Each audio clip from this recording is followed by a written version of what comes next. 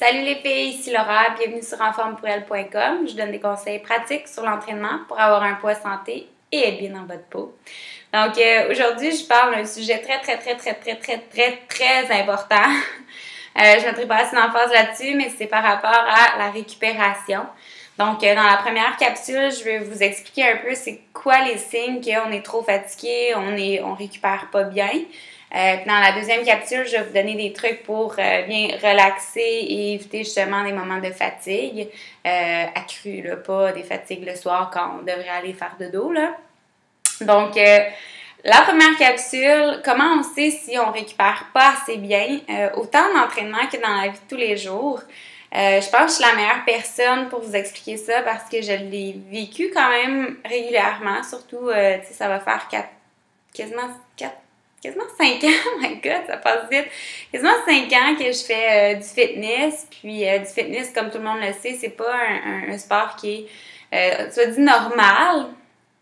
Ou on pourrait autrement dire, c'est à l'extrême. On pousse notre corps à une limite. Puis c'est sûr que ça induit justement de la fatigue. Ça peut induire un surentraînement. Ça peut induire des problèmes alimentaires. Puis et tout.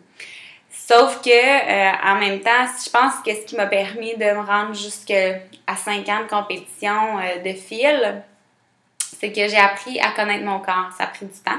Mais là, j'apprends à le connaître encore mieux. Puis, je suis capable de faire ça à plus long terme qu'à court terme, comme la majorité des athlètes font. Puis, ce que je trouve dommage. Donc, si vous savez tous ces petits trucs-là en ce moment, bien, ça va vous permettre de peut-être vous entraîner pour le restant de vos jours et pas avoir des périodes de quelques années que vous entraînez pas parce que vous avez tombé en surentraînement.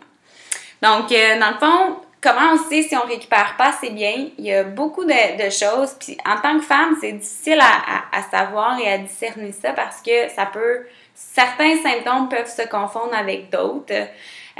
Donc, quand savoir si on est trop fatigué et qu'on ne récupère pas, il y a beaucoup d'indices qui peuvent venir en tête, dont l'humeur, elle change énormément. Donc, tu peux avoir des super hauts, tu peux avoir des super bas, on pleure, on est enragé, on est irritable, on peut être de super bonne humeur dans une minute, puis comme l'autre minute après, on est comme vraiment pas de bonne humeur.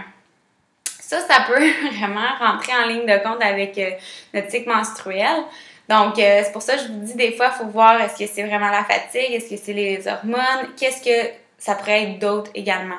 On a trop tendance à se dire « Ah, ben c'est mon cycle menstruel » ou « Ah, ben c'est mes médicaments » ou « Ah, genre, j'ai pas bien dormi. » On n'a jamais tendance à vouloir dire « Ok, je récupère pas, faut que je prenne un moment pour moi et faire comme « Wow, on relaxe un peu. » Donc, il y en a beaucoup de femmes, on travaille beaucoup, on a une famille, on arrive à la maison, on veut s'entraîner, on veut s'occuper de la famille, on n'arrête pas, go.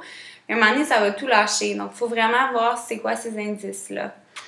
Un autre indice, ça peut être la difficulté à s'endormir. Ça peut être confondu facilement, là, mais moindrement qu'on pense beaucoup, on est stressé, il y a plein de choses. L'insomnie, c'est fou comment ça peut avoir un impact. Justement, on ne récupère pas assez, nos jambes lourdes.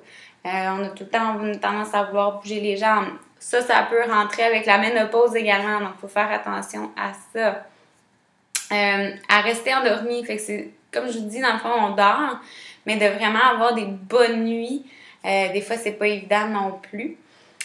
Dormir tout le temps, diminution de la progression et même la régression des performances en entraînement, difficulté à se concentrer, perturbations sociales, donc des conflits, etc. Ça, c'est avec beaucoup d'humeur.